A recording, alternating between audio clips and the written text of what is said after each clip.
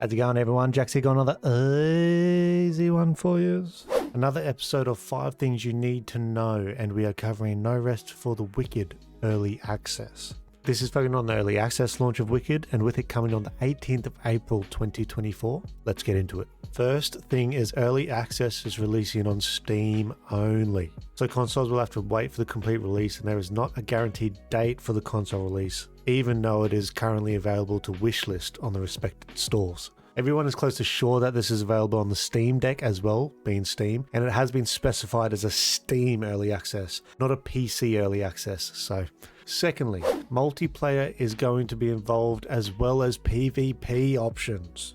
Now, this is in the roadmap update, and it is the first update for early access, so it will not be a part of the April 18th version, but it will not be far behind. And the biggest confusion here is that a lot of people think it's just co-op only, but the devs have specified that there will be PvP options as well. Now, they have phrased this as playing against your friends, so we don't think that there's going to be an online matchmaking here, but more like you can play a private match in a private world, or both load up into a private world and go about your business kind of deal.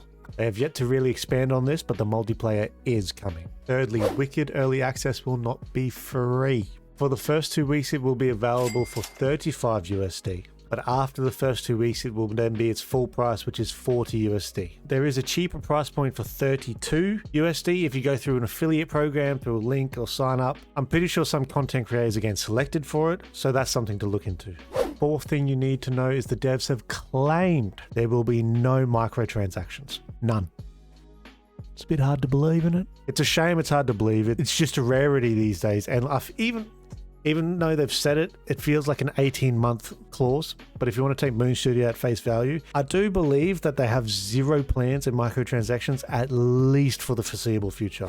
Lastly, it is worth saying this is not your typical ARPG. They are categorizing it as an ARPG, but when you watch all the footage and everything we've seen so far, even the people that have played it, it is a much slower and deliberate ARPG in your movements and attacks. When most typical action ARPGs, you seem to be a tornado of destruction to countless mobs in front of you. When you're traveling through the world in Wicked, it seems like you'll come across maybe a couple of groups of enemies, but you'll also come across a lot of solo interactions as well. And then when it comes to the boss fights, they seem to be almost Souls-like instead of ARPG-like. So if you were thinking you were walking to another fast-paced ARPG, this one's got a bit of a twist on that. No Rest for the Wicked honestly looks like it's in a playable state right now, which has caught a few people off guard of why they are going into early access, and it also does seem to rub a few people the wrong way. It is a one-platform early access, so the console community is getting a little bit left in the dry here. But at the end of the day, you can take it as a sign as how keen the devs are to make sure it's a perfect 1.0 launch. Let's just hope it's not like many other titles and it gets stuck in early access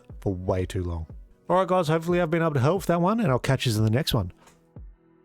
Peace!